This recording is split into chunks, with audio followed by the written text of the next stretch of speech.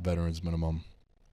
George Carmona to my 4-1, motherfuckers, is what you could call me. 4-1, baby. Talk to him. Lost one, and it was my toxic pick that I didn't bet because that's what the toxic pick is. So really, I went 4-0. I parlayed all 4 of those picks with a college football pick on Saturday that I can't remember right now. Hit a 5-leg parlay over the weekend. Fuck with your boy. Didn't post it for anybody because sometimes the long shots when the accounts are low, they don't make it.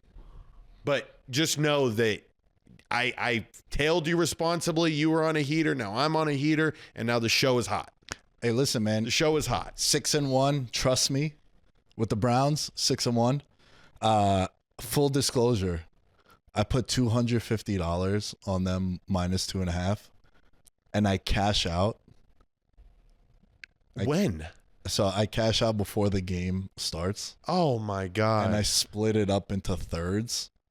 And I bet Chargers minus 1.5, so I lose that. I bet the Browns minus 2.5, and then I took the Giants at +8. They covered. Right. Then I also sprinkled a little money line, and I was miserable for many reasons. But yeah, it was a good weekend, man. Listen, bro, anytime touchdowns, you want to hear some of the plays that I gave out that hit? Let's hear it. Like, bro, you're talking about like, I don't do anytime touchdown minus 180s. If we do, it's parlayed with something else. But George, like we kind of went off. So we had Travis Hunter plus 300. We had Judkins minus 150, but we had Judkins 2 touchdowns. I said it on the episode if you guys had heard it. I know George and we had recorded on Riverside for that episode, but I said Judkins was going to have his breakout game because everyone has one against the Miami Dolphins. Plus 500 for him to score 2 touchdowns. I had Bo Nix plus 285. Had Jaxson Dart plus 310. Had CD Lamb plus 110. He scored a big one there. I bought into the narrative of Cortland Sutton dedicating the game to Demaryius Thomas, who they honored him in pregame. But he played okay, didn't score a touchdown. So we did pretty well on that, man. We did pretty well. On the picks on Patreon, we went 1-3 overall. Last week went 2-3 because the Bucks didn't cover with the toxic one. The Lions actually covered. But yeah, man, it was a good week for anytime touchdown. Yeah, bro. And I see that you're wearing the Broncos colors today in representation of Demaryius Thomas. Did you know Demaryius Thomas passed away at age 33? In his Ring of Fame introduction game, the Broncos scored 33 points in the fourth quarter, had 2 8-point drives, a nod to number 88. The defense recorded 33 solo tackles, and they started the game-winning drive with 33 seconds left. He was there. And you're representing it well. So, shout out to you to making the full change to being a believer. Oh, man. How can I even, respond to that? First of all, I love Demaryius Thomas. He was one of my favorite receivers. Super class act, balled out, fucking would put up monster numbers, consistent. And you say all that stuff, I can't even respond negatively to that. I'm not that much. I can't be that. Yeah. My bad. I didn't mean to step bomb you. It's just crazy coincidence. I'm not a big. Well, I kind of am spiritual. That's nuts, bro. Yeah, that's. I didn't know all that stuff. The amount of tackles, the amount of seconds left in the game. The roller coaster of emotions. Walk me through it. First of all, Cameron calls me right before the pass interference, which, full disclosure, stop rewarding quarterbacks for shitty throws. It's been a pet peeve of mine forever, but like I always say, when it's in your team's favor, great call. Great call. Bullshit call, but Cam called me there. I had my mom was overseas. She was traveling back. She hit me up. I was like, yo, if someone is dying right now, it gotta wait. Just being honest. I'll get to you after. If it's an emergency right now, the franchise is driving down the field. Bro, like this, not only my heart rate, but just my emotions. Do you want the negative or the positive first? What would you like me to start with? I'd like to start with the positive, and then we could get really angry about this at the end. The positive. I always like to judge players on my team by how other fans feel about them.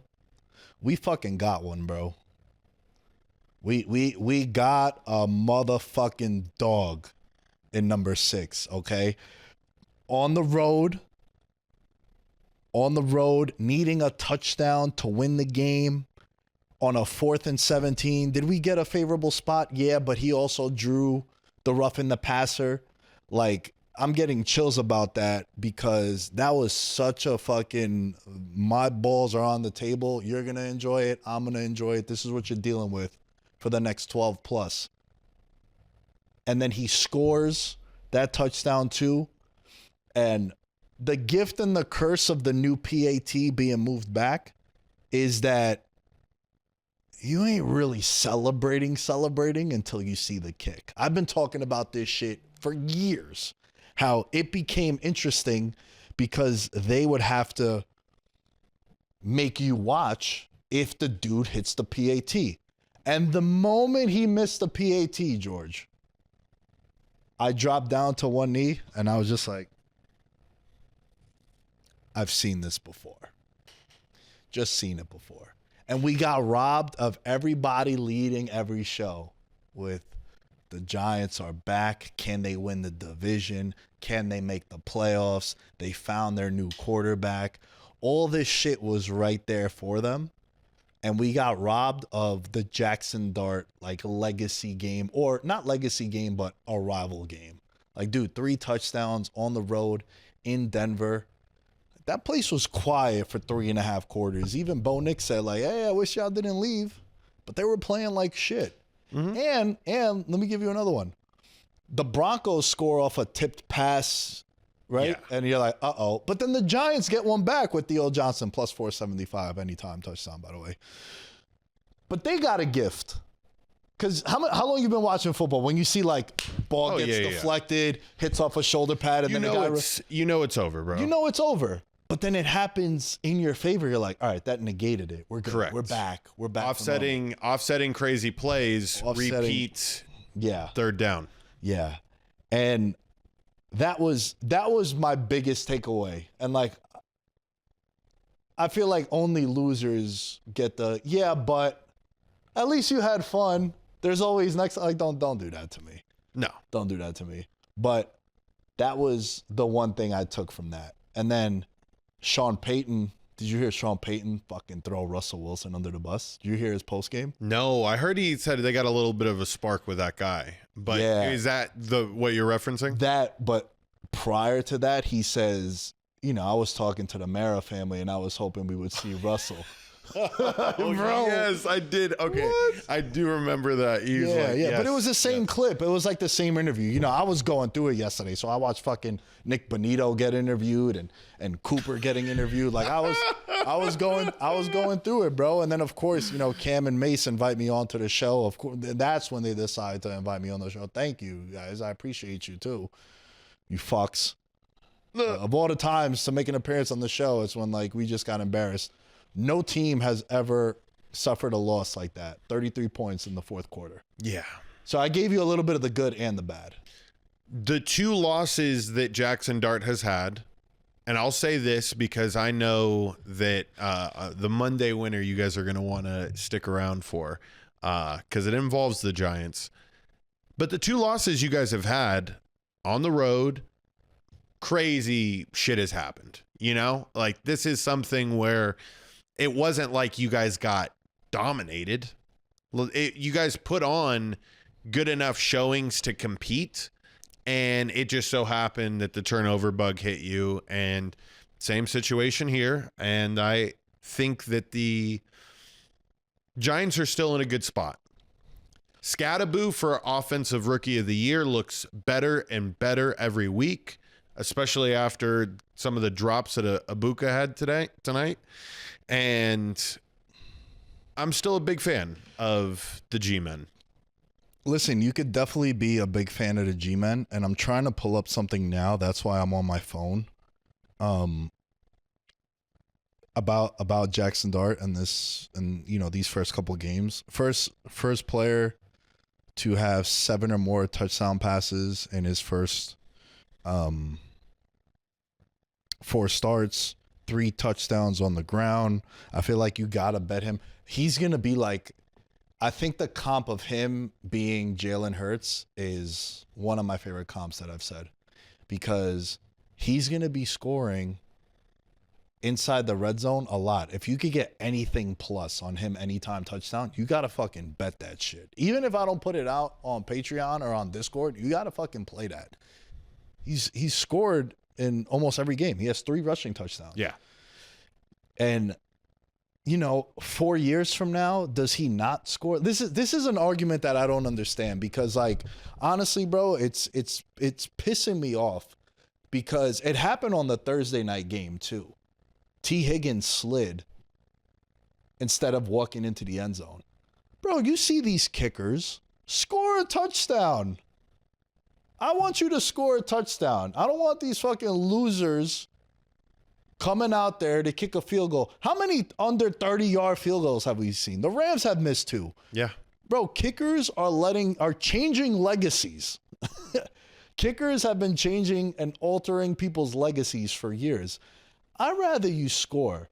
Now, Dart, 3-4 years from now, everyone's like, oh, he'll be more experienced. He doesn't score on that first down. It's like, fuck that. Because what happens if he doesn't score? What happens if he has a walk-in touchdown and then he takes a knee? And then he's like, oh, I wanted to run out the clock. And what happens if you get stuffed? Then what is everyone saying? Oh, you should have scored the first time. Rookie mistake. Their interception he threw, abysmal. Terrible interception. You don't make that on a second down play. You do not make that kind of interception. You know how I feel about interceptions. I kind of think they're overrated, but I don't want you throwing picks inside your 20. Correct. And inside the red zone. Against the Saints, he had 2 turnovers on 4th down. You're trying to make a play. I could live with that. Correct. I prefer that. Correct. I don't want this, it's 4th and 8, missionary, check down to the running back. Hopefully he makes a play. Like, nah, fucking sling it, bro. But on the drives where the Giants stalled in the 4th quarter, we can't be uber predictable. We can't go Cam Scattaboo 2 runs directly up the middle and then hope that Dart can pull us out of something, being behind the sticks on 3rd and 8. That's just not a good offense. A good offense would be throwing the quick out route and trusting your receivers aside from doing the most obvious thing, and a point in time of the game where first downs are like gold in the 4th quarter. And if you can't put yourself in that mindset that we still need to wind the clock down, this is what happens. And I think it's a valuable lesson for a young quarterback to learn. I can't wait for him to get a win on the road, because like I said, bro, two losses that I can't make sense of. Yeah. And this is not his fault. I still think that the Giants are a team that you can look to make a bet at them to make the playoffs or possibly still compete for that NFC East title. I thoroughly believe that. If they would have won yesterday, it would have felt a lot better, because let me just give you my Monday winner now. Go ahead. Monday winner this week. The Eagles are 7-point favorites. You know how George, shout out to George, by the way, alt spread on the Pats, would have had it. that pick at the end, they should have beat them by 30. Yes. They should have beat them by 30. The Titans got a trash touchdown. If it would have just been the lone field goals, I would have gotten the Patriots to cover by. Yeah. Whale play would have been hit. However, it wasn't. Listen, Okay. I liked it anyway, because a lot of there's certain games on the slate that you just look at it and you're like, oh, we know who the pros are going to be on. And even me, I thought the Pats -7.5, -7. I wasn't going to bet it. It was probably going to be a dog or pass, but even then it was like, let me not. 3rd game on the road. They just covered the first 2, a lot of different shit. But then you have the revenge factor of Mike Vrabel, which didn't mean anything, by the way. Probably feels bad for them, bro. He does feel bad for them. He felt really bad for Brian Callahan. He sent him a text after he got fired, and I know he would have probably took it even easier on him, but that's why this Patriots team is good. They don't need to go here with it. You know what I mean? And what we saw revenge-wise from Stephon Diggs versus the Bills, and that Patriots team is really just Stephon Diggs. That doesn't represent the way the rest of the team feels. That's a really solid team. We'll get there. Back up. You said Monday winner. Monday winner, right? Get off this. Yes. The Eagles are 7-point favorites. They're going to be at home. They are going to violate the New York Giants in ways that it has to be on an X-rated video website. Like bad. It's going to be bad. Barkley hasn't gone crazy yet. Jalen Hurts and the passing offense came out over 300 receiving yards for Devontae Smith and A.J. Brown. Just knowing this, I think the Giants season is over. I think it was a loss that breaks the locker room. People want people fired. We have sources with the Giants, as people know that listen to the show. Rough plane ride back home. Shit was really quiet and a lot of anger. I think they go into Philly and it looks bad. It looks really bad. The -7. Prove us wrong if you're Jaxson Dart. Continue to play the way you've been playing. You haven't been the issue, but I think going in there, it's been a house of horrors. The -7 has been great. I have another one, too. We'll save for later on. But for me, Monday winner, the Eagles. I have to bet this -7. Are you thinking alt spread? You know your team really well. No. I think listen, bro. I'm telling you, this is if they keep this game close, I'm very optimistic about the season. But this could be one where it's like, they were talking about trading for an Olave or a Jacoby Myers or a Jalen Waddle. Now, do you? Like, man, they should be 4-3, bro. But shoulda, woulda, coulda. You're not, right? Yep. Now, are the Giants a tougher out for teams? This is why I always say, like, when I do eliminator pools, bro, I put 3 condoms on. I just take, who I took in my eliminator pool this week? Chiefs -12.5 money line. I just had to because just win in advance. I'll figure it out as I go. This week, who I'm taking in both my entries? The Colts. They're 14.5-point favorites against the Titans at home. Yeah, I'm 3 condoms. Just get me to the next week, because now when you look at the schedule for opponents, Giants are a tougher out. Well, they should be now with Jaxson Dart and this offense. Just to put a bow on this conversation, Bo Nix becomes the first quarterback ever to throw for 2 touchdowns and run for 2 touchdowns in the same quarter. The Broncos become the first team in NFL history. You know how long the NFL's been around? Long time. A very fucking long time. To be shut out in the first 3 quarters and then put up 33 or more points in the fourth quarter. Listen, we're setting all records, bro. Good, bad, or indifferent. Yeah. But we got a dog. You do. You have 2. You only been mentioning the one, but you got 2. And yo, look. Hey. He's also doing this with like Wan'Dale Robinson. He's having a breakout year. I think he's a perfect slot wide receiver. But he's doing this with like Division 2A wide receivers. Like little Jordan Humphreys is getting 3rd down targets, and he was on the practice squad. Bo Collins is getting the deep shot on the first play of that last drive where the 2 DBs fucking collided against each other, and then the one guy was down for a little bit. This is who Jaxson Dart. Wait until Neighbors gets back. Maybe they do make a trade for a Waddle in the offseason. So, yeah, right now it sucks. This could have saved and altered the season, but now, you know what I think the spiral is? Remember how Chicago lost last year, the Hail Mary?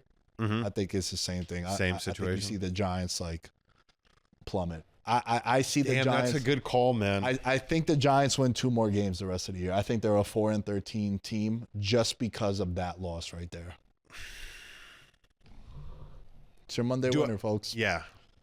As far as you bringing up the Bears from last year, does Jaxson Dart remind me any of the storylines that I felt with Caleb Williams? I think it was way worse with the Bears up until that point. So I'm gonna believe you on the Eagles here. I will back that. Second time they're seeing him. Like, this is second time in 3 weeks. Giants were yapping. The tape is going to expose what this young man has not figured out. And yeah, so I'm with you. Let's go alt spread. Do we do another whale play? I don't know. The money's in the account. We'll see. Money's in the account, brother. We're feeling good. All right, we spent a lot of time on this, and we had to. I feel like because this would be a game we would spend a lot of time on, right? Like, this should never happen. And add insult to injury. My fade team was Denver this year. I don't like Bo Nix, and he comes alive in the fourth. And it was a rough one yesterday, bro. It definitely was rough. What else? On a more promising note, what else stood out to you that you enjoyed over the weekend? The Jaguars are frauds. I love that you mentioned this. The Jaguars are big frauds. Do you know why else I like that you mentioned this? Because Matthew Stafford for MVP looks very nice right now. It looks a little. Is he leading the clubhouse? He's in the top 4. That's all we're looking for. And you know what? Now he'll probably definitely be in the top 4 because Baker had a stinker on Monday Night Football. Didn't play up to his expectations. Called it. Yes, you did. Good call on that. You're the Baker whisperer. I'm telling you guys, when it comes to Baker Mayfield next week, hammer him. Okay, that's all he needs. He just needed one little lost course correction. Hammer Baker next week. Matthew Stafford threw 5 touchdowns. The Jaguars looked abysmal. It did look, though, on a promising note, even though a lot of it came in garbage time. Travis Hunter got treated like the number 2 overall pick. He had 100 yards, scored his first touchdown in the NFL. Patreon plus 300. You're welcome. Man, I really believe this, bro. I think the Rams are the best team in the league, man. They're going to have a bye week now. They're sitting at 5-2. Both of their losses were really, really stupid. I'd use a different word, but due to our political climate, I'm just going to say stupid. They're going to get Puka back. They're healthy right now. Devontae Adams hat trick in London. Shout out to the EPL. Did I not say that he's the main reason why I'm picking them to win the NFC? Because inside the red zone, he's giving them what Cooper Kupp didn't. Cooper Kupp, last 2 years, slow out of that whip route that would get him a touchdown every time. There was a guarantee. Yeah. Corners would know it's coming, still can't stop it. Now they were stopping it. Oh, yeah. And Devontae can go all different ways. He's taller. He's a bigger target. I think that, it makes sense. The Rams look insane. When they are humming, there's not a team in the NFL, aside from the Colts, that looks that good on offense. Yeah. It's those two. Yeah, Cream and of listen, the crop. the Colts only loss this year is to the LA Rams. I really like this Rams team, man. They're 5-2. You know, last week I was telling you Rams and Chiefs, they were 35-1. I bet that on my own. Excuse me. I have a bunch of futures. You know, obviously we have the Rams and Bills futures at 40-1. Don't feel as confident. I'm really convinced that it's Kansas City, and I just love this Rams team, man. And yeah, Matthew Stafford, he was my MVP pick from fucking May. Gave him out at 45-1. Now he's plus 800 at the time that we're recording. It's not even halftime of the second Monday Night Football game. He just balled out, dude. He's playing at such a high level. And to your point, right? Terrence Ferguson touchdown, Devontae a hat trick. You know, even like Tutu Atwell didn't catch a pass, but like he's someone you got to worry about too. And they're one of the few teams that runs out of 3 tight end sets. It's not something that they always do. Yeah, I know. That was the big thing because I had heard that Liam Cohen and him, they dated back and they coached together. And that was the one thing that had happened to Sean McVay versus Belichick back in the day of they showed a completely different offense. And that's what the Rams were able to do this game and took full advantage of that Jaguars team, which, yeah, we called it perfectly. That was their moment. It was the big win. We did not miss out on the Jaguars' biggest win in most recent franchise history. However, they are back to exactly what we thought they were.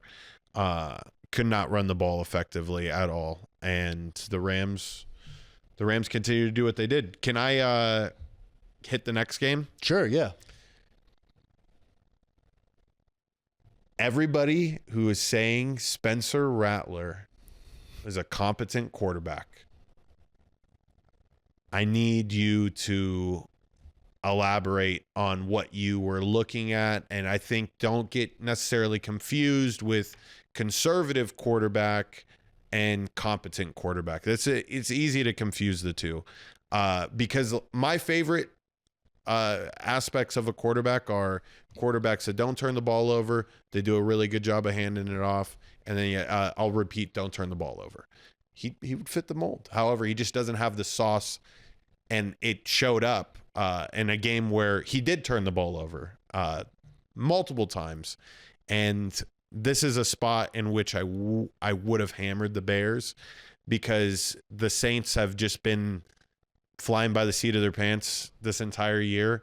And this was the unraveling of the New Orleans Saints in Chicago.